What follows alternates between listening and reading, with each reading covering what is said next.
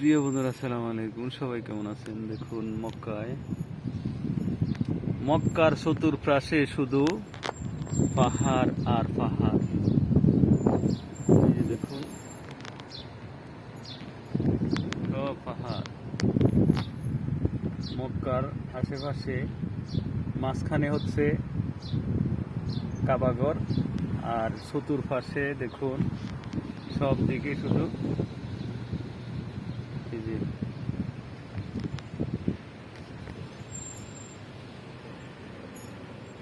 বড় বড় পাহাড়, পাহাড় পর্বত।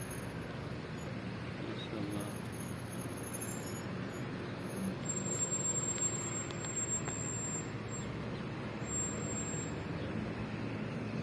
তারপরে সবচেয়ে বড় পাহাড় হচ্ছে জবলে নূর পাহাড়, সবচেয়ে বড় পাহাড়।